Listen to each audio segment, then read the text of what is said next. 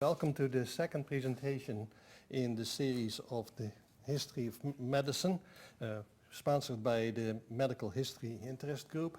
And I just have a couple of simple announcements. First of all, if you haven't signed the attendance sheet yet, please do so. We'd like to have your email address, and also by the count, there are some funds available to continue this.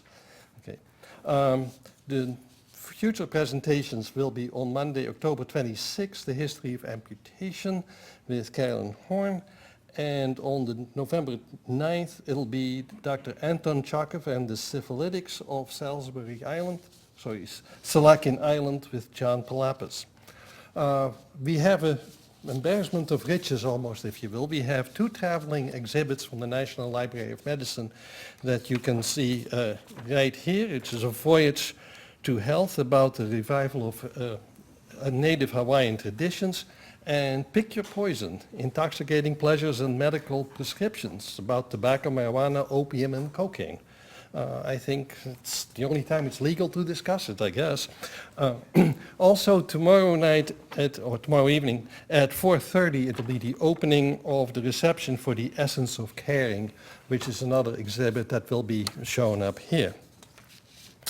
Today's presentation, and that's what we're here for, is to be or not to be. And it's the emergence of the white plague through history. And of course, it's going about tuberculosis.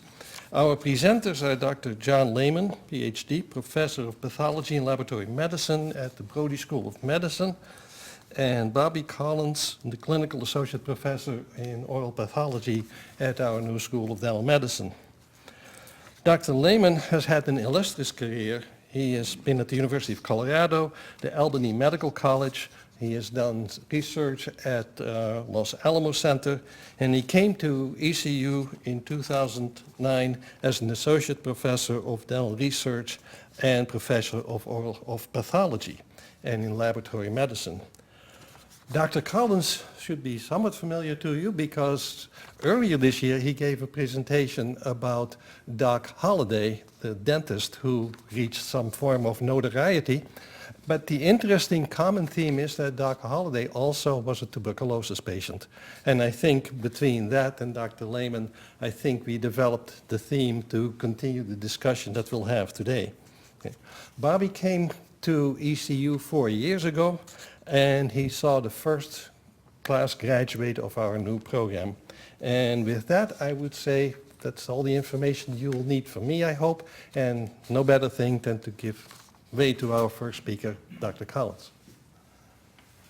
Thank you, Dr. Gray. Thank you, folks, for coming. This is a nice forum to allow folks to get together and give presentations with friends and colleagues, and I certainly appreciate the opportunity to speak with Dr. Lehman. So just as an overview, this is what we're going to cover. You should understand that tuberculosis is, as far as the history is concerned, it's a disease that's written in suffering. It's a disease that's written in prejudice. There have been issues historically about the wealthy tuberculosis patient being referred to as a lunger, and the very poor tuberculosis patients being referred to as contagious. So you can see there's prejudice there.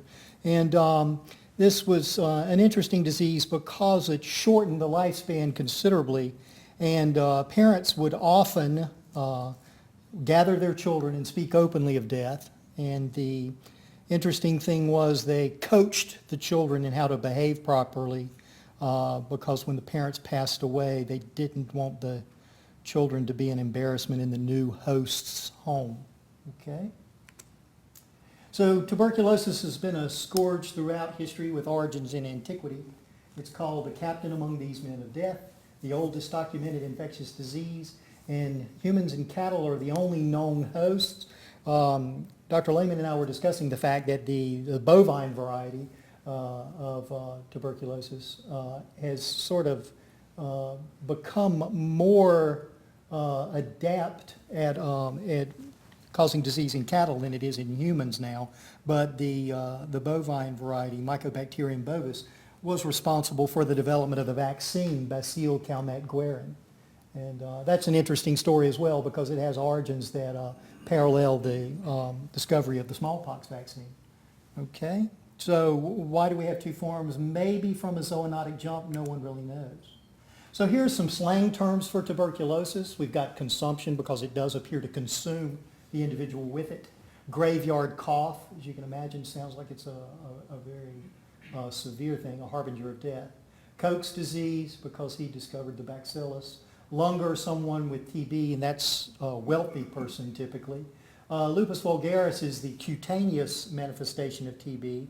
And then, of course, phthisis, scrofula, the king's evil, Victorian novel disease, simply because it was the culprit in a number of children's deaths in Victorian novels. And, of course, white plague, white death, because of the characteristic pallor associated with it. So in looking at skeletal remains of prehistoric humans, you could see tubercular degradation of the bones, and tubercular decay was noted in the spines of Egyptian mummies, and that's referred to as Pott's disease. We'll talk about Pott shortly, but Pott actually described a number of things. He suffered from his own fracture, which is Pott's fracture, but he also was responsible for determining that chimney sweeps were affected by a scrotal squamous cell carcinoma because of the nitrosamines and contaminants in chimney soot. Even today, tuberculosis is a leading cause of death from infectious disease. And until the late 1800s, it was deemed hereditary, punishment for evil deeds, or bad humors. And people were treated thusly. It's common in ancient Rome and Greece. And again, discussing Pott, in 1756, he fell off his horse and fractured his lower leg. It's a compound fracture of the femur. And of course, the treatment at the time was amputation. But he asked that he be splinted. And he was able to salvage his leg, which is pretty interesting. And then in 1768, he published remarks about how treatment of fractures could be better done by splinting rather than amputation.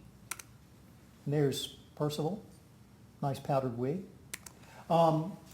So he was the first to describe arthritic tuberculosis of the spine, and that was referred to as Pott's disease. There is another Pott's disease, the squamous cell carcinoma, the scrotum, which you see in chimney sweeps. But nitrosamines, benzoapyrines, a soot constituent, is what caused that scrotal cancer, and that was direct contact. And that direct contact, of course, contributed to the disease.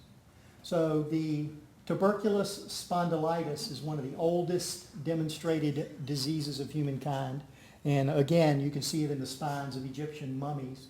And my understanding is you can also see it depicted in those pyramid drawings in ancient Egypt, but I couldn't find one in a quick search. This is an artistic depiction, and then patients with Pott's disease, and you can still see there's a severe, it looks like a kypholordosis, and it's actually due to the collapse of the spinous processes and the tubercular decay of the bones. And here we have a depiction of why the person appears as they do clinically. Scrofula is the Latin word for brood sow, and we'll see that shortly. But that's cervical tuberculosis. And it's typically Mycobacterium tuberculosis, just like our cutaneous forms and our forms that affect the spine.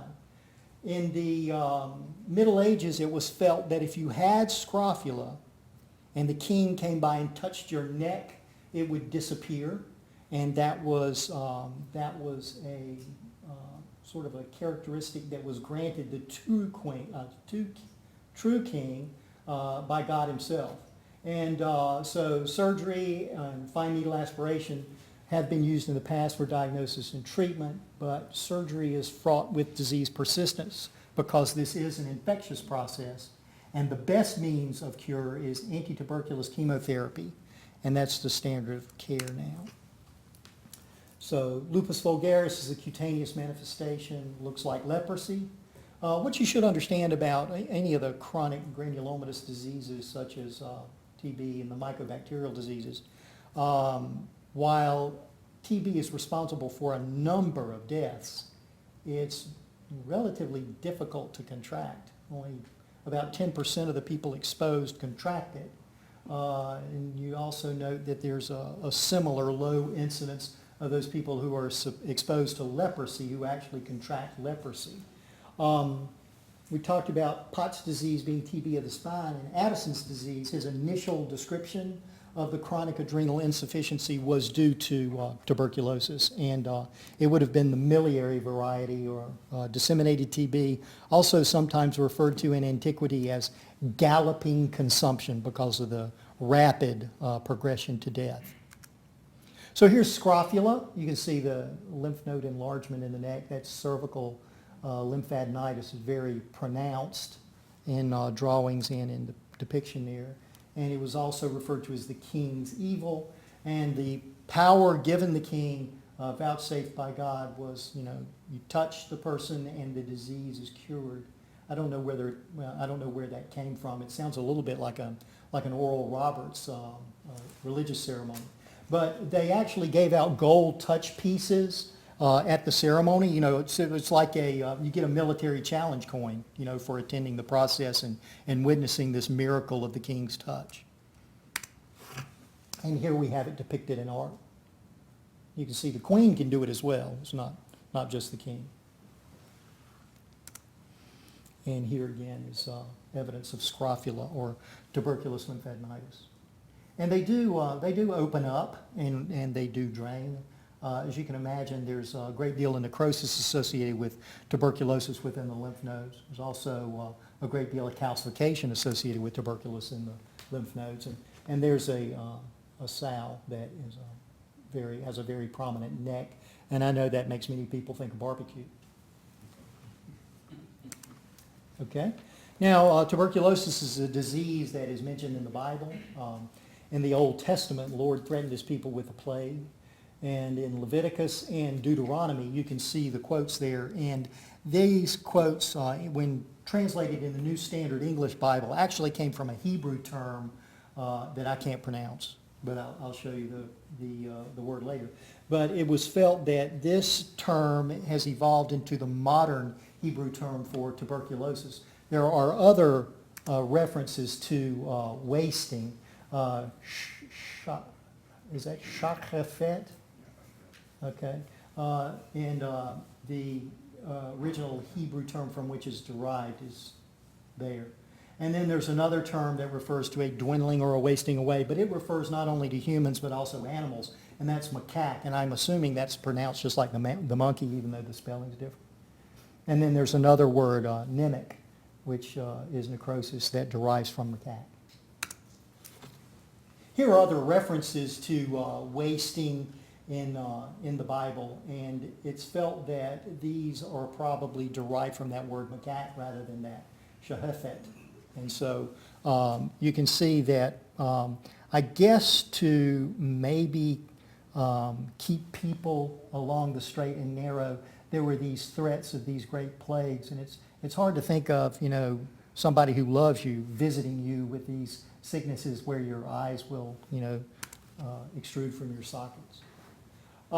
Consumption began to appear in the medical literature in the 1700s, and it is sort of a disease without recognition of one's station in life. It gets you whether you're rich or poor, young or old, powerful or inconsequential. And so it's said to be an equal opportunity executioner. And you often speak of tuberculosis as a disease of poverty and crowding, as those folks who suffered from poverty and crowding were the hardest hit. As you can imagine, this disease is tough to get. One of the means of ensuring infection is to be confined with a whole lot of tubercular patients. And that's often what happened in these crowded conditions because of sweatshops, because of dwellings that could only be afforded by the very poor. You had to have a number of people living in one place. A lot of the depictions in art, you'll see somebody by the bedside that is hovering over the very sickly individual. And a lot of times there's actually a tissue in the hand, and I think that was on the loop slides that we saw earlier. Kleenex actually took off in popularity because of tuberculosis and the fact that you were supposed to cover coughs and sneezes to prevent the spread. And there's the symbol for the American Lung Association. It actually started out as a Christmas seals campaign to prevent tuberculosis. John Keats was a romantic poet. He's the oldest of 4 children. He watched his mother and his brother die of TB. His father, I think, was a stable hand who didn't die of TB. But in the fall of 1819, he contracted TB, and he actually wrote about it. When he harked up phlegm and looked at it in his handkerchief, he noticed the blood-tinged sputum, and he knew that from that time on, he had a posthumous existence. Okay, whoops. So he refers to the symptoms of the disease in Ode to a Nightingale, and it may have referenced his mother, but there's the weariness, the fatigue, and the fret. Youth grows pale and spectre thin and dies.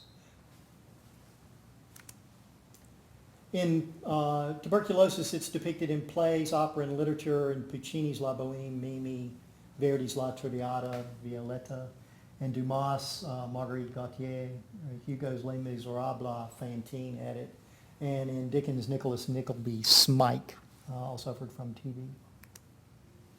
Here's some poetry that mentions tuberculosis, and this will sort of lead into what Dr. Lehman is going to tell us about the discovery of the causative agent in tuberculosis and subsequent hints at a cure that Koch so vociferously purported. And the gist of this is that a number of people said they had a cure, and turns out they didn't.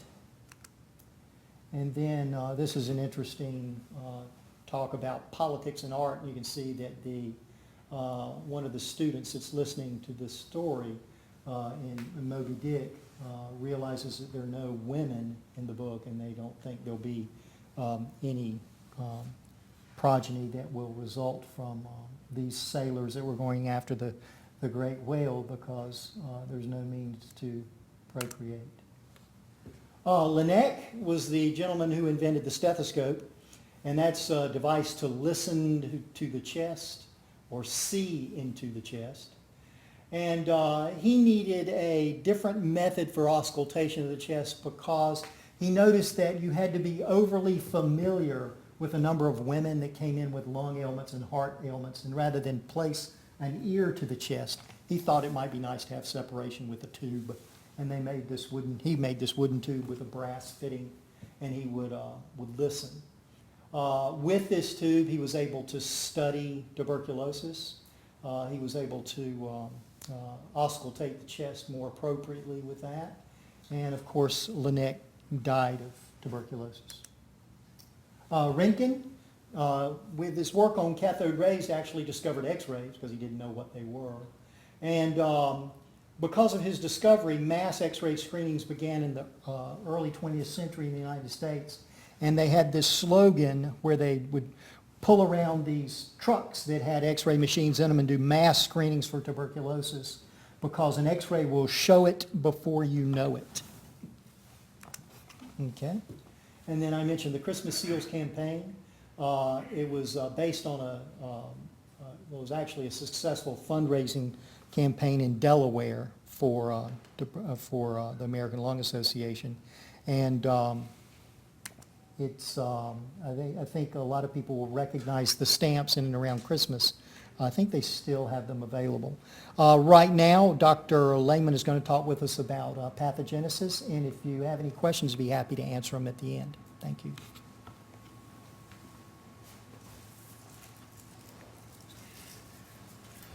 Thank you, Bobby. This is a very interesting disease, and it's certainly an interesting disease from the point of view of research. What I'm going to try to do is talk a little bit about the pathogenesis of TB and understand that this really occurred after the discovery of the organism by Robert Koch, and I will talk about him and also some interactions he had with various people.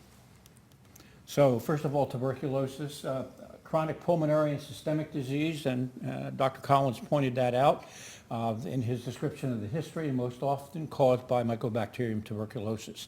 In the early days, bovis was important too, primarily for the transmission through milk, which was not pasteurized until Louis Pasteur showed that was possible, and killing organisms, and also by eating the meat. And this country was one of the first, along with a few Europeans, that basically eliminated tuberculous cattle and also reduced the transmission of bovis to humans. So the organism that was identified, and we'll hear about that in a minute, about Robert Koch, Mycobacterium are slender aerobic rods. They require oxygen, which is extremely important. And they grow in straight or branched chains with a unique waxy cell wall. And this is extremely interesting because that waxy cell wall protects it from the environment and actually sustains it when it's outside the body in droplets, and it can be around for quite a while. So not only from aerosols, but also from touching contaminated material. Composed of glycoproteins, the wall, lipids, including mycolic acid. It makes them acid-fast. They're very difficult to demonstrate and recognize with a microscope. We'll just mention that for a minute. Now, according presently, and that's a scanning EM of a cluster of Mycobacterium tuberculosis from the CDC actually, and according to the World Health Organization, it's estimated that more than 1 billion individuals worldwide are percolating tuberculosis, and about 8.7 million new cases per year with 1.4 million deaths. So it's still a major infectious disease in the world. The good news is we have a lot of public health measures, and we also recognize it early and isolate the individuals. In the U.S., it's mainly a disease of older individuals, immigrants from high-burden countries, and also racial and ethnic minorities, and also people with AIDS. And in 1993, as I'll point out, the World Health Organization declared it as a major disease, primarily because of the immunosuppressed individuals and increase in the number with AIDS. So the pathogenesis, I'm going to just spend a few minutes, treat you as second year dental and medical students and nursing students, and I apologize for that, but it's a very interesting pathogenesis, and this all occurred after recognizing the organism. I might mention something that Koch thought it would take about 10 years before the infectious nature of tuberculosis was recognized and accepted. Well, actually, it occurred very quickly. That didn't modify the fact that there were a lot of arguments that went on, and if I have time, I may point them out. But basically what happens is it's in 2 steps. The first step is early entry into the macrophages when it gets into the lungs. It's phagocytized. But what happens is the phagocyte, the macrophage, is unable to kill the organism, and it replicates. And this occurs in about 1 to 3 weeks. And then at about the 3rd and 4th week, the immune system recognizes that something ain't right. And it initiates T-cell immunity, which then allows the macrophage to then go after the mycobacterium. And then it creates the pathology, the granulomas, the caseous necrosis, which we'll point out in a minute. And this is taken from Robbins' basic pathology textbook that's used by a lot of dental and medical school classes. The top one is what happens. It shows you the organism being phagocytized and getting into the phagosome, but the phagosome at that stage, first 3 weeks, being unable. So the organism replicates, so you got one and you got many. Within 3 weeks, though, as a result of immunological recognition of something going on in the macrophage because of the organism growing, T cells react, produce gamma interferon, which then is able to activate the phagosome, and now there's active degradation of the organism. So this is about 3. So now the immune system plays a very, very major role. Tuberculosis is divided into 2 categories, primary and secondary. Primary is usually in an individual previously unexposed or unsensitized. So clinically significant disease in about 5% of newly infected individuals, points out exactly what Dr. Collins mentioned, is not very many people develop the primary. So although many may get the droplets, the phagocytes are able to remove it. The source of the organism is, as mentioned, sneeze, cough, and droplets containing the TB organism. And that's important to recognize. Until they recognized the organism, public health measures weren't instituted, and we'll talk about that later, both Bobby and I. Most people, infection is contained, but in others is progressive. And there may be an important role, for instance, American Indians had not had prior contact, so they became very susceptible. And this is true of a number of other individuals with specific genetic backgrounds. Diagnosis of progressive primary TB is also difficult because it's primarily in the lungs and can mimic pneumonia and various other upper respiratory infections or asthma. Progressive primary tuberculosis often resembles acute bacterial pneumonia with consolidation of the lobe, hematogenous dissemination that results in tuberculous meningitis. Another site gets in the bloodstream and moves via the blood as well as the lymphatics, and also miliary TB, and we'll point that. Now, secondary tuberculosis is a pattern of disease when that arises in a previously sensitized individual. So in most cases, primary is arrested. And then at some later point, you become exposed again to the organism, or you activate the organism. As I mentioned, it's very resistant, and therefore it can stay in that granulomatous caseous necrosis for a long time and be activated later. It may follow shortly after the primary tuberculosis, but more commonly it appears many years later, usually when the host resistance is weakened, so the immune system can't respond. Most commonly stems from reactivation of the latent infection, but also may result from exogenous reinfection in the with waning host immunity, or a large inoculum of virulent bacilli. Reactivation is more common in low prevalence areas, while reinfection in the high contagious areas, which would be areas like in Asia and Africa. Now, this is again from Robbins' textbook, showing you the primary infection. And usually this is the lesion here where the primary fighting goes on, and also dissemination to a hill or node here. Most cases it's healed, as I mentioned, 95% of the cases, and get a scar in both places. That's called a Gone complex, which can be identified by X-ray very nicely. Now, the primary continues. It could become progressive TB, which leads to massive encroachment on the lungs, which may also get to hematogenous and lymphatic spread to develop miliary TB in the meninges, in the liver, spleen, and other organisms, and that usually leads to death. And generally, after the primary, you get a latent infection and it sits.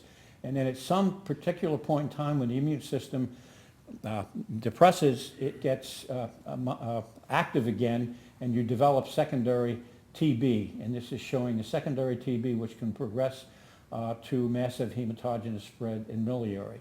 So the battle is fought at the macrophage level and also within the immune system. And just to show some pathology, this is a Gone complex with a healed lesion here, and then also the hilar nodes around the pulmonary vessels and bronchus. And this is what it looks like under low magnification. This is the caseous. One of the issues that pathology always uses nature of food to diagnose the morphology of its lesion. So the original pathologist that described the growths in the microscopic. This is the degradation here. It's probably loaded with microorganisms if you stain it. And these things over here in higher magnification are the macrophages that fuse into epithelioid cells. And we'll show you some pictures later on. Now, Koch's discovery really was based in other individuals who had actually seen microorganisms, not the least of which was Leeuwenhoek, who was a very good lens grinder.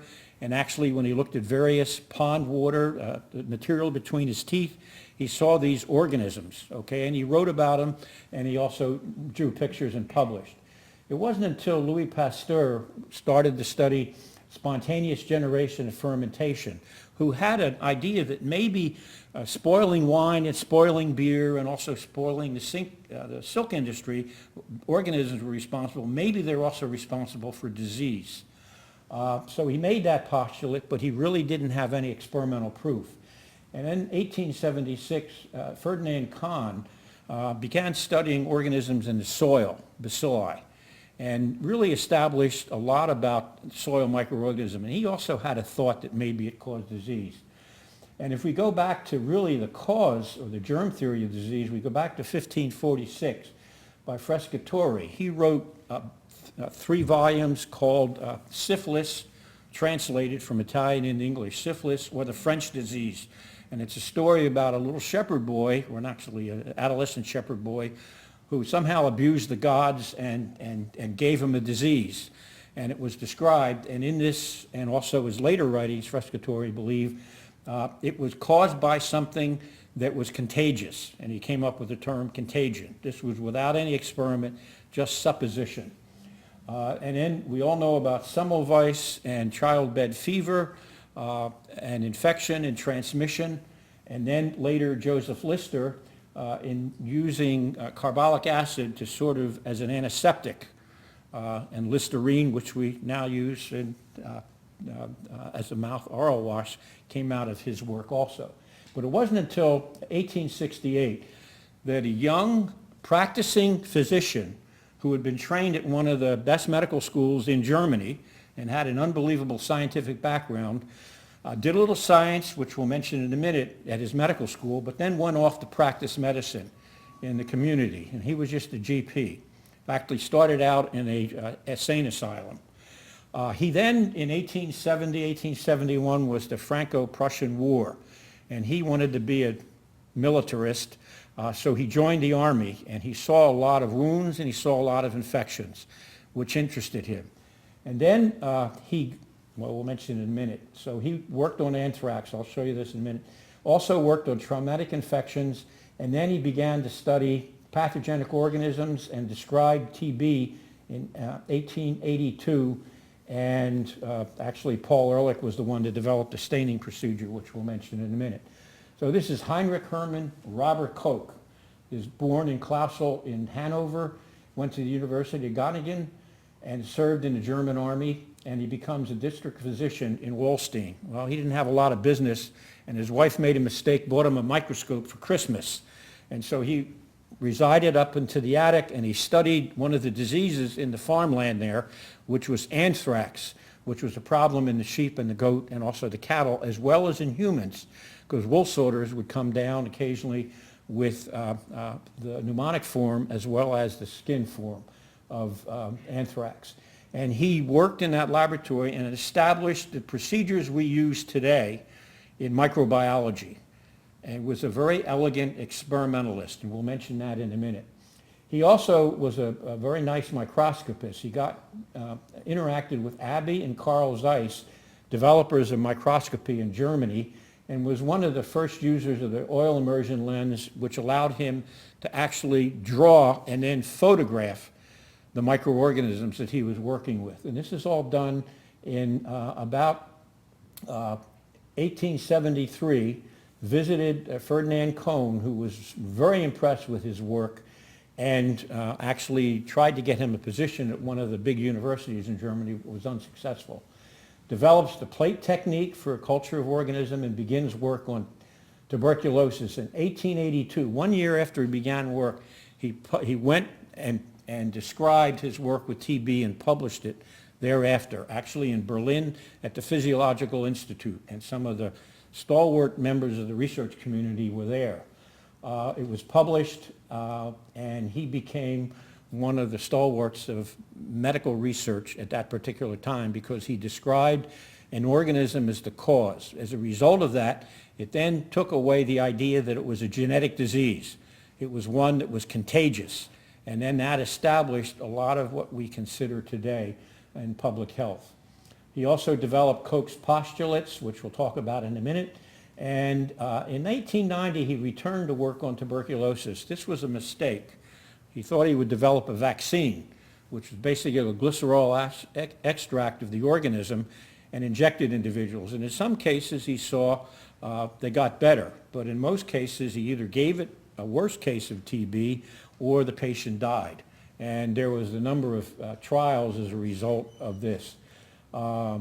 His lab was quite important. His lab had Otto von Behring, who discovered antitoxin for diphtheria, who got the first Nobel Prize. They developed an institute, the Robert Koch Institute, which is still in existence and active in Germany, in Berlin. And he was awarded in 1901, so 5 years after, almost 10 years after the Nobel Prize was initiated, the first Nobel Prize. And he dies at the age of 67. Now this is Robert Koch when he described the mycobacterium. I call your attention to this book, The Remedy. Dr. Collins and I have mentioned, he mentioned it already, I'll mention it again. This is the original paper, and that's where he delivered his talk to an overflow audience. This is a drawing of some of the agar plate showing growth of organisms. This is the Petri dish. These are the microscopes and also the photomicrography equipment that he used to basically talk about it. This is a modern day slant culture of mycobacterium and also on a plate. The amazing thing is that TB is a very slow grower. Most organisms in 24, 48 hours, you have growth in broth or in agar. This took about 2 to 3 weeks, and most of us, certainly I would have thrown away the plate. Robert Koch did not. As a result of that, in 3 weeks' time, and there is a picture right here. This is actually one of his original drawings showing the microorganism, taken from sort of a historical perspective. And this is what the Mycobacterium tuberculosis look. These are macrophages, and this is in one of those granulomas or caseous necrosis. And this was a staining technique that he developed, and as I mentioned, Paul Ehrlich also contributed to the staining because that was his forte and did a better job by using carbolic acid. The interesting thing, too, is a sidelight. As far as we know, Robert Koch never developed TB with actively working with it. However, Paul Ehrlich, when he was doing the original staining, wound up developing TB and had to take the cure, which was a sanatorium. These are Koch's postulates, which we all live by as far as defining the infectious nature of a disease. You've got to find the microorganism, you've got to isolate it and culture it, then you have to put it back into an appropriate host, and then you have to re-isolate it again. These are the hallmarks of understanding and defining, and in most cases we're able to do that, in some cases not. One of the questions that has really come up, and I point you to this particular slide, is was Robert Koch influenced by his education? The answer is probably yes, because at his university, Göttingen, there was a very famous anatomist, pathologist, Dr. Henle. Loops of Henle, The Anatomy of the Kidney, published one of the classic books on anatomy, okay? And he thought that a number of diseases were probably caused by bacteria or infectious agents. He didn't have any experimental proof, but he just had supposition from doing autopsies. And then there's another fellow, George Meisner, who actually Koch worked with, and he was very much into animal experimentation. And if you look at Koch as far as the development of the anthrax information, he used not only culture methods that were very interesting for the time and the development of the agar and gelatin plate technique, but he also utilized experimental animals to fill and understand Koch's postulates. There was another individual that was a contemporary of Robert Koch and also Pasteur, a fellow named Edwin Klebs. Klebs is one of the co-discoverers of diphtheria, along with Loeffler, who was in Robert Koch's lab. And he got a lot of it right. The only trouble is he didn't really have definitive experimental proof. He wasn't able to do the laboratory experiments and actually prove it by experimental methodology, where Koch was able to. That's why people accepted TB, because they not only saw it in a lesion, they could identify it, they could culture it, they could put it into animals and produce the disease. All of this within about a year after he described it in 1882. This is just from Brock's, which is a classic book. I recommend it. Robert Koch, A Life in Medicine and Bacteriology, the ASM Press. His anthrax work, and then he was the one that looked at wound infections and first isolated Staphylococcus aureus, and then Mycobacterium, and then he also isolated the cholera organism, much to the chagrin of the French. And there are a number of other individuals that were in his laboratory and institute that went on to work and identify the organisms. This I really liked. This was a meeting that occurred about 2 years before Robert Koch died. It occurred at the Waldorf Astoria, financed by the German Medical Society, where there was an international meeting on tuberculosis. They invited Robert Koch and 2 speakers, William Henry Welch, one of the founders of Johns Hopkins Medical School and dean, and then Mr. Andrew Carnegie, a very wealthy individual in this country who actually gave a sizable amount of money to establish the Robert Koch Institute, accoladed Robert Koch. In fact, there's like 2 or 3 pages each.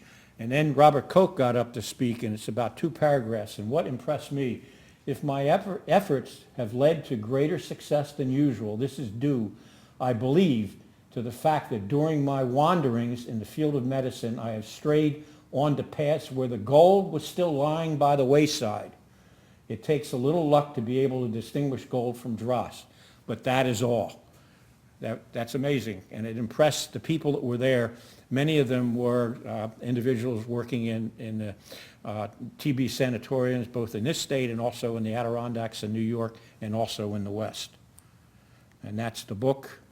And now I'm going to just mention one other book, which Dr. Collins had mentioned, Thomas Goetz, who actually looks at the discovery and wants to know why Koch was successful and the others were not. And he also looks at another individual, Arthur Conan Doyle. We all know who he is. He's the writer of the Sherlock Holmes. What I didn't really know at the time was he was also a physician. He was trained at Edinburgh and trained by a very good group of scientists, just like Robert Koch. He didn't do science, but he understood what medicine had taught him about observation. And he was more successful at writing the Sherlock Holmes novel, and that's what he turned out to write. The interesting thing, his wife had TB, and she died after about 10 or 15 years of TB. So he was very interested. So he went to Germany when Robert Koch announced his treatment with tuberculin, that is the vaccination. And when he came away, he wrote his treatise about what he thought of it, and he said it's all wet, it doesn't mean anything.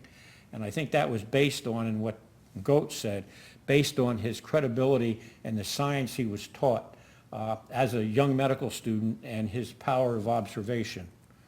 So that's the book. And I think one of the things this author points out, and I point out too, is giving our students the opportunity to do some science and also understand how discoveries are made is extremely important. Because here's 2 physicians who were in the practice of medicine and not science. They were able to credibly, one, to really break open a whole new area of infectious disease because he had questions. He got tired of telling patients there wasn't anything he could do, so he had to understand it. And other people had sort of dabbled around there, but it wasn't until he did it. Just to focus, and I recommend this if you get a chance to take a look at it in more detail, and also the book, is so Conan Doyle had developed this power of observation. He learned it from a professor of surgery who, when a patient walked in the door, he could identify the patient's background, what he had, and it was just on observing that patient. And if you read and are a buff of Sherlock Holmes, that's exactly what Sherlock Holmes does, is to take real facts, put them together, and come up with an answer. And in the book, there's a quote from Arthur Conan Doyle that said that's what his medical training gave him, the power of observation, and then putting together a story. This is just trying to put together a history. I really like this, the Nobel Prize and the ongoing threat of TB. So the anthrax work, and then the discovery of TB and also cholera. And then we'll talk about this, Dr. Collins and I, in a minute after I finish this section, the hygienic measures, because once it was recognized as an infectious disease, the question was how to prevent it. Not only how to treat it, but also how to prevent it. And that changed everyone's mind. And then we have the use of tuberculin as not as a cure, but as a diagnosis. And I don't know how many of you have gotten TB tested. In this country, we don't use the vaccine. Overseas, many people do use the BCG, and this was mentioned by Dr. Collins with Mycobacterium Bovis, an attenuated vaccine, which is taking something from Louis Pasteur of attenuating it, passing it through 21 generations, and getting an organism that's virulence had been decreased and used. The only trouble with the vaccine, it's not as effective, and once you get the vaccine, you convert, and you may not have TB, but every TB test will come up, skin test will come up positive. And this is what happened, Nobel Prize in 1905 for Koch, and 12% of all deaths are due to tuberculosis in 1900. Then they sequenced the genome in 1998, but in 1943, as we'll mention in a minute when Dr. Collins joins me, streptomycin was discovered by Selman Waxman. Actually, Albert Schatz was a graduate student, and I think now our thoughts are that he's more responsible for the discovery of streptomycin. And there's a book about that if you're interested.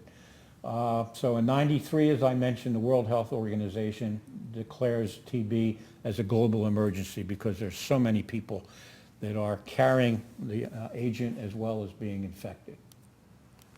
This is just something taken from Brock again, is looking at England and Wales, looking at the decrease. This is Koch's discovery in deaths due to tuberculosis. So it was a major finding. It was going down probably because public health was beginning to occur a little better.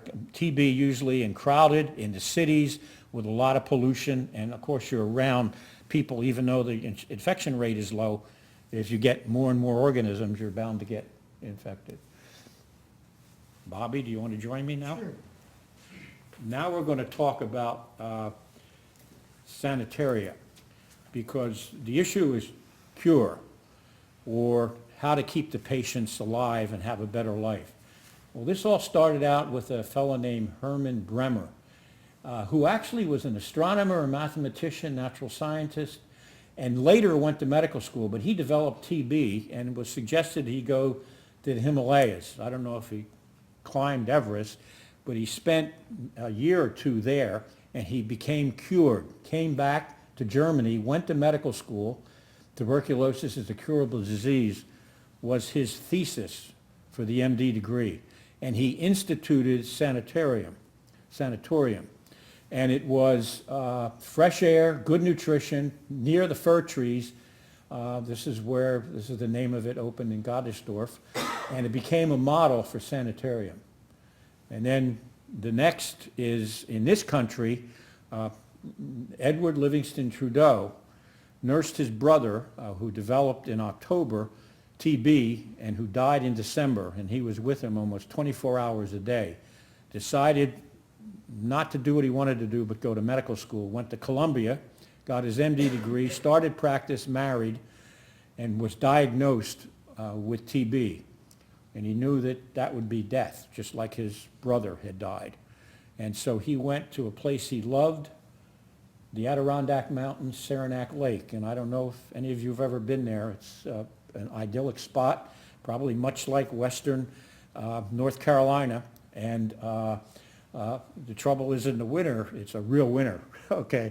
It's cold, but the air is clean, so he fished and hunted, and he got better. In fact, he got better so that he lived another 40 years. But he developed what's known as the Trudeau Institute to Saranac Lake. And he also set up a laboratory. He wanted to learn how to work with TB. He went to New York City, to Bellevue, and he learned how to culture and how to stain it, took it back to the Adirondacks and set up a lab. He was an extremely successful individual at culturing the very wealthy. Oh, the wealthy flocked, as Dr. Collins mentioned.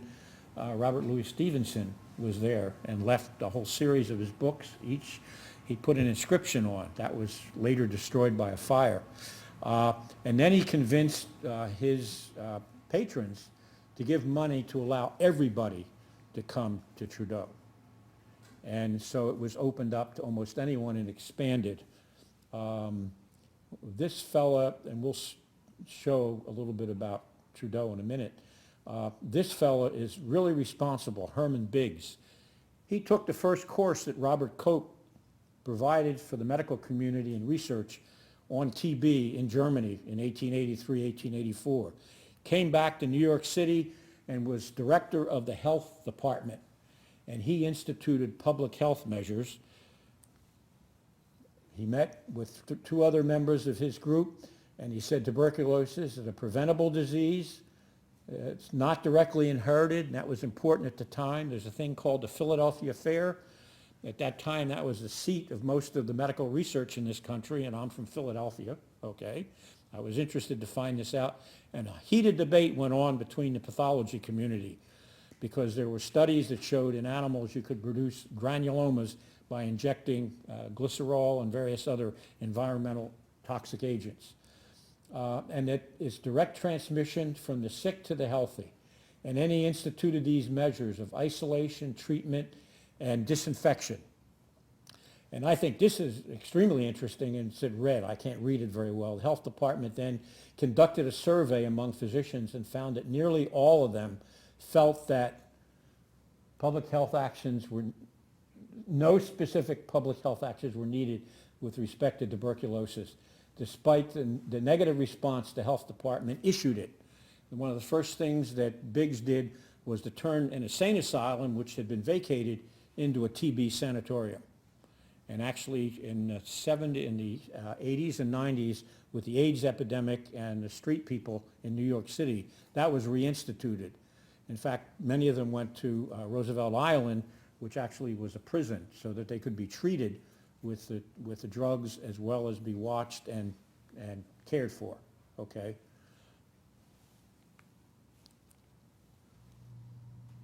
Bobby? Yeah, so what's interesting to notice about sanitariums, as Americans, we seem to be very good at sort of isolating those folks that are sick or insane or poor.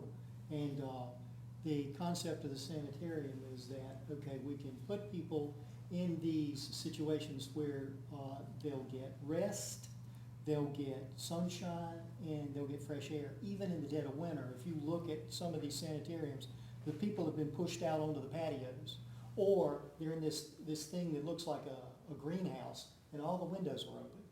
And the patients are there in winter coats. Some of them have a headgear on like toboggans and stuff, and yet they're there and thriving in that cold environment. And they say that they don't get sick. You know, they don't catch flu or anything like that. It was very, very interesting to read about.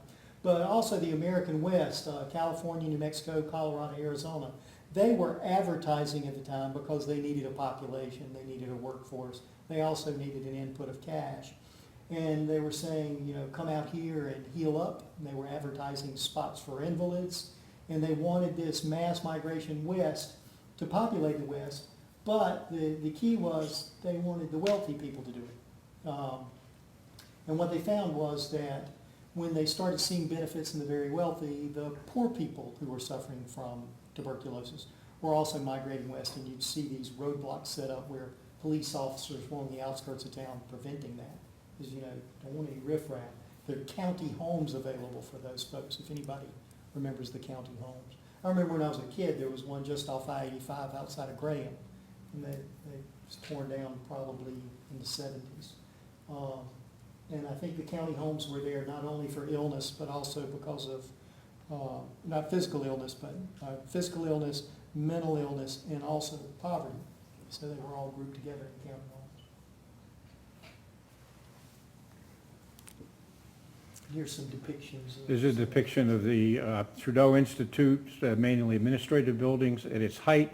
This is what buildings there were that were occupied.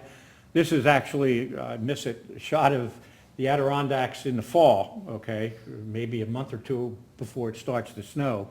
Very idyllic. These are not the Trudeau. These are some of the homes from people who live in New York City that come up there for the summers and the fall. There's Edward Trudeau in his laboratory. You can see, as was pointed out by Dr. Collins, he looks somewhat emaciated. I'm sure he was very pale.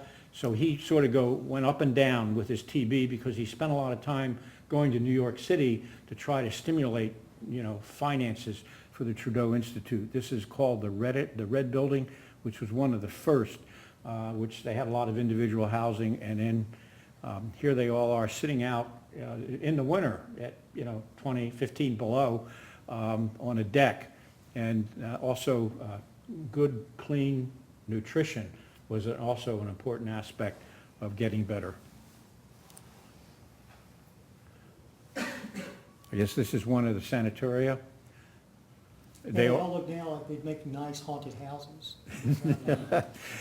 And as when Dr. Collins and I were talking originally, an awful lot of them look like our asylums for the mentally ill. And that's exactly when we started to treat individuals, these all became open, as Biggs did in New York City. He turned it into a TB sanatorium. Because it was there, you might as well use it. With the rise, and this is from the book Captain of Death, the story of TB, and I thought it was very impressive. So the growth of sanitaria from 1904, this is after the recognition of 1882, 1923, and then into 53, and then it drops down. That's because in about 1943, streptomycin was described. And if you get a chance, I recommend this called The Forgotten Plague, done by PBS. It's what Dr. Collins talked about moving west. I mean, I was so impressed when I saw this about attracting in Colorado, California, New Mexico, Arizona, the people from the east to bring out their tuberculosis. And it also does some really nice historical perspective about survivors of families that had TB rampant. So it's only about an hour long or 50 minutes. And Melissa has The White Death. It's an unbelievably good book. This fellow, Dormandy, did a very, very nice job in really describing it, and it's extremely factual. And that's The Captains of Death. And this is a summary. Tuberculosis, a disease of antiquity, as Dr. Collins mentioned, 1882, the mycobacterium, and then he developed the glycerol extract, tuberculin. That was a problem. With recognition of infectious nature, we developed cough, sneeze, speak, sing, or spit, expel. In some parts of the world, in Asia, it's a punishable crime to be caught expectorating, okay, spitting. I know that's true in Malaysia. Then the development of sanitaria with Trudeau as a model for the North American continent, and then the development of public health measures with Biggs, and then the vaccine in 1921, a lung X-ray, Röntgen, and the Manitou tests for skin diagnosis. That's extremely important. And understanding the pathogenesis. We felt, again, by understanding the pathogenesis, boy, we'd be on a long trip to curing it, diagnosing it, and preventing it. The issue is we developed streptomycin in the 40s and 50s, had to be treated at least 6 months, but the organism, as we're finding out with a lot of antibiotics, other organisms become resistant. And this one is prone to that primarily because it is a survivor, and with that waxy coat and slow growth, it's tough to get at. Resistance to antibiotic, and we'll talk about that in a minute. And actually, the reemergence of immunosuppressive diseases has been prone to the reemergence of TB. Mechanism of drug resistance, I mean, there are articles after article trying to define it. Genetic mutation of the organism, gene transfer, transposon and plasmids, chemical modification of the drug to inactivate it, enzymatic degradation. The organism has a whole series of enzymes it can secrete to destroy drugs, and also the ability to efflux it out of the bacterial cell. So again, our primary defense is still the immune system and its ability to grow, and the fact that this is one of the bugs that has very slow growth and is very resistant. This is a picture of Solomon Waxman, and this is who won the Nobel Prize, I believe around 54, 55. This is Albert Schatz. This is the organism from which the streptomycin, and this is the Solomon Waxman and the directors of the Merck company in New Jersey that really put out the first streptomycin. Bobby? And just as an example of the antibiotics that were developed for tuberculosis therapy, and it's interesting to see that, you know, the discovery of the antibiotics was not until the 1940s, And again, it gets back to those, picking up gold that other people have left along the path, because it seems like there's this great deal of research. It pushes up against this dam, and then once a small discovery is made, then the floodgates open and you can see that all these things start to develop. They did recognize early on that streptomycin was effective in treating tuberculosis, but resistance rapidly developed. So they started triple therapy soon thereafter, called the Edinburgh cure or something like that. And that triple therapy was essential for treatment, still is today.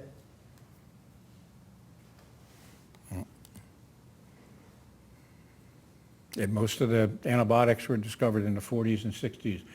Maybe the drug companies are going to go back to trying to discover new antibiotics now, but for the last decade or so, they've been more interested in chemotherapy drugs for cancer, and we're hoping they go back again. And I believe that's, next. And that's it. Questions?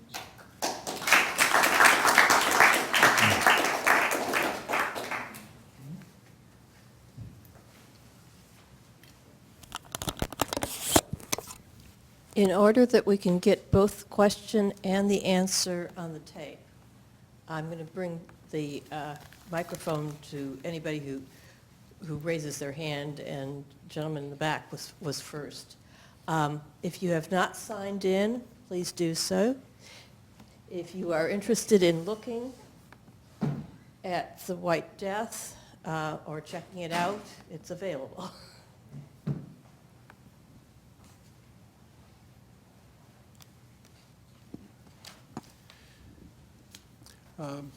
I lived in southern Delaware in the early 1980s. There was an outbreak of tuberculosis in the town of Laurel. Laurel is a farming community, small town. Delmarva Peninsula is big in the poultry industry. In working in the local hospital there, we weren't sure of the etiology of tuberculosis. Why is it, raising again?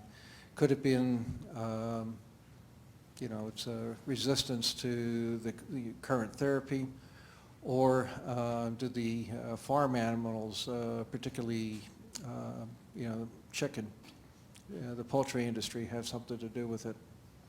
But you're thinking maybe an atypical mycobacterium rather than MTB? Yeah. Yeah. And that's, of course, we recognize that now because of immunosuppression and, of course, immunocompromise due to AIDS and solid organ transplant. We see that. It's interesting to, in my line of work, I look at a lot of Panorex radiographs, and you see a calcified lymph node. And whenever we see a calcified lymph node, first thing you think of is tuberculosis. And a lot of times, it's atypical mycobacteria. Somebody else, I think, a couple other people had their hands raised. I'm Raymond Vickers. I'm a graduate of St. Bartholomew's Hospital, where Sir Percival Pott was chief of surgery.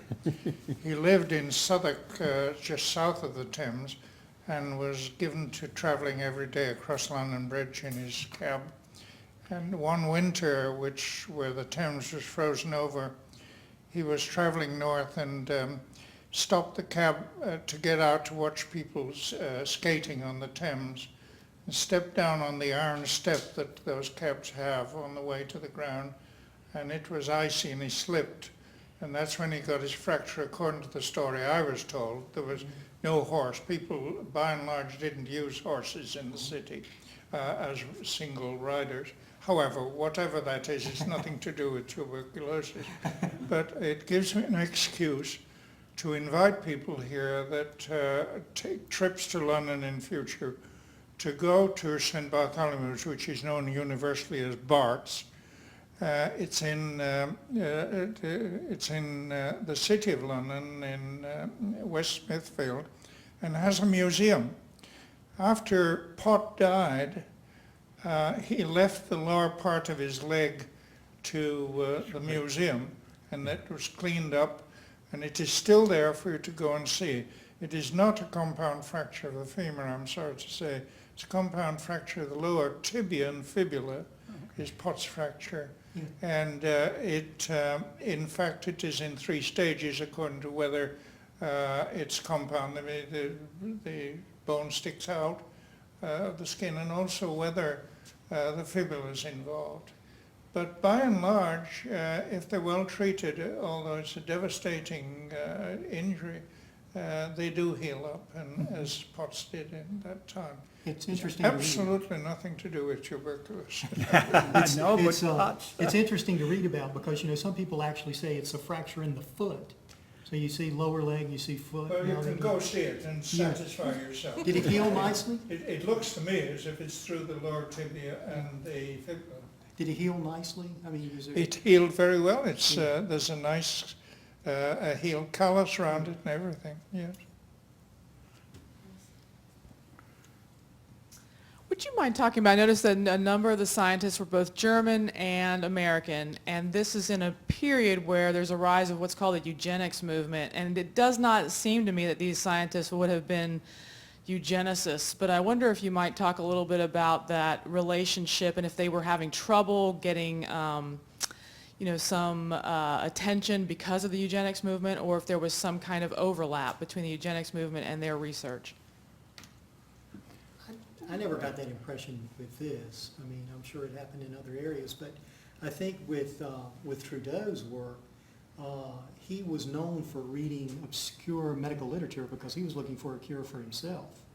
And he saw some of the literature that was coming out of Europe, and he said, this is a pathway we need to go down. So I think that's what it is. I mean, there's probably not only the physical barrier of the Atlantic Ocean, there's also the language barrier, but again, there was a problem in the United States with acceptance. I mean, even though Trudeau was proving stuff, I mean, he'd go up at the Saranac Lake and he'd get better, and then he'd go back into New York City, he'd get much worse. And I think people started to recognize that, hey, maybe he's onto something. I think it was that, if I may mention that quote that I had about when Biggs tried to institute the public health measures, and when they polled the physicians in New York City, most of them said this was all wet. It had to do with their training, which in this country at that time was not scientific, compared with Germany. There's a very interesting book written by someone named Bill Roth, a German, who talks about the fact in order to get into medical school in Germany, you had to have a good background in mathematics, in physics, the present day, chemistry, and also biology before you even went in. And that was the seat of medical research in the world. Not true now. Well, they do good research, but we took over because we learned by them. Trudeau actually ferociously read the medical literature, and even though German was not his native language, he got the Philadelphia Gazette was the first American newspaper to report the 1882, about 2 months later. The New York Times, it was almost 4 months later. But as soon as Trudeau read that, he asked for the original article, which was published right away in Germany, and he had someone translate it for him. And then he went to Bellevue in order to learn how to culture the organism. So we caught on very quickly, and then we became the seat of research. But Germany at that time was it. And France wasn't far behind. They were good too. But we were way behind. You have to look at our, I think if you read that book, Golitz, it really points out that we should not give up and just train physicians to be family practitioners. We've got to give them a flavor of research, because here is one man who was a family practitioner, who saw war and war medicine, and then went to the laboratory where there was no other training, and then discovered a major finding. And it may have been discovered 5 years, 10 years, 15 years later, but he certainly shortened that time. Okay? I have a bit more to add, which is nothing to do with the previous subject. My grandmother was in private school in England in 1872. And at that time, to add to what's just been said, the newspapers, at least the Times, did carry a great deal about the papers produced by Dr. Koch and the results and so on. This was of tremendous interest to the readers of the Times.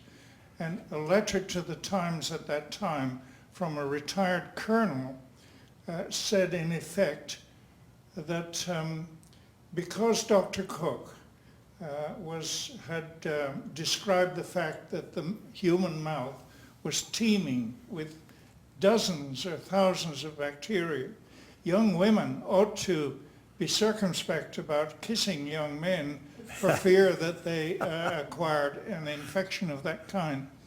And my grandmother, without permission from her teachers, wrote a letter which was published in the time, we still have it, and it says, in effect, if the colonel had only read carefully the announcements by Dr. Cook, he would have found that of those many bacteria, most of them were beneficial.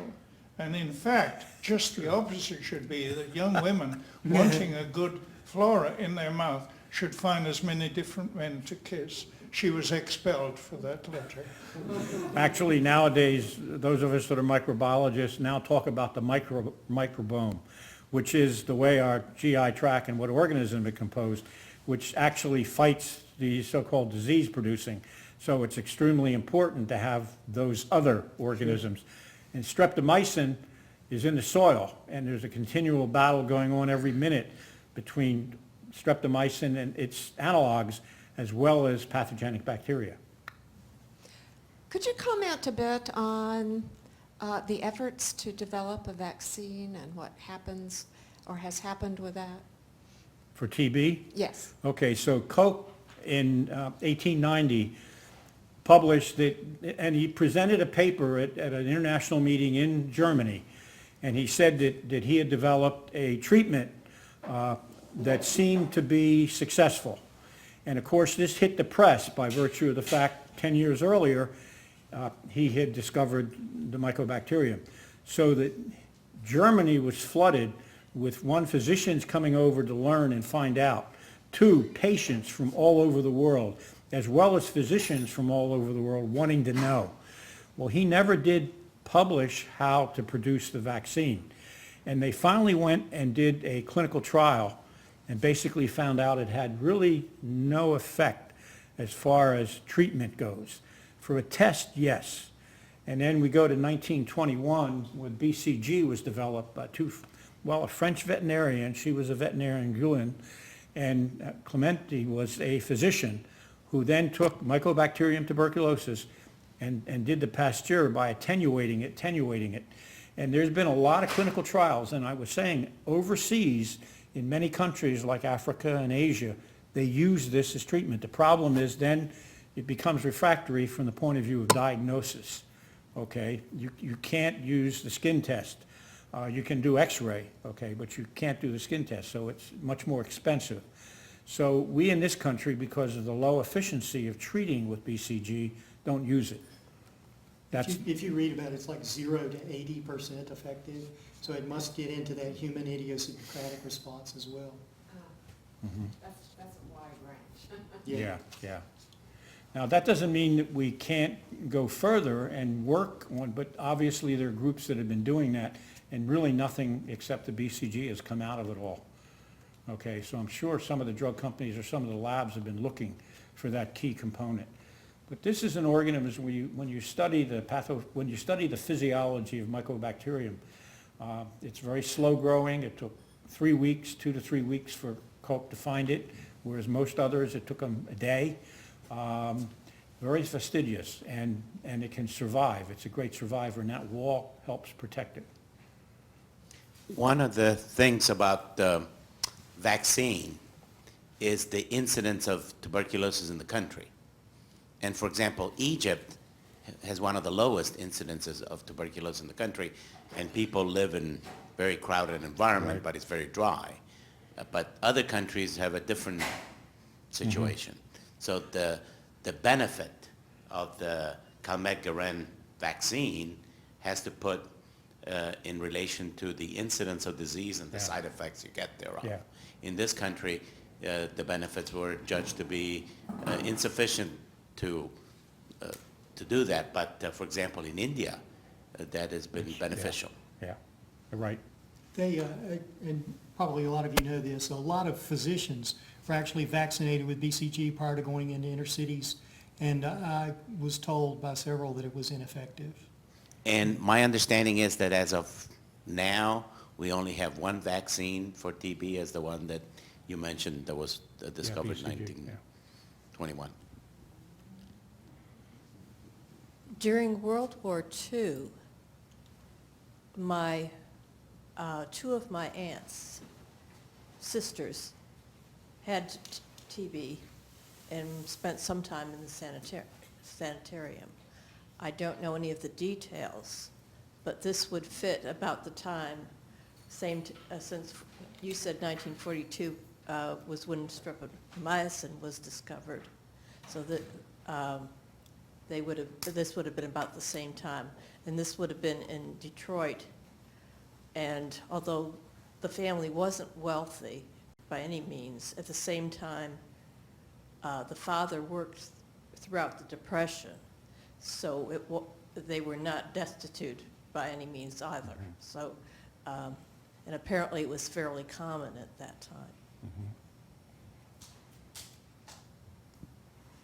It was interesting, Robert Louis Stevenson extolled the virtues of the therapy he got at Saranac Lake, and he said, it's nice that the wealthy can take advantage of this, and even the impoverished through the county homes. Well, that seems to be All right. the Thank you. end of the Thank you. questions. Thank you very much for coming. And again, if you haven't signed in, please do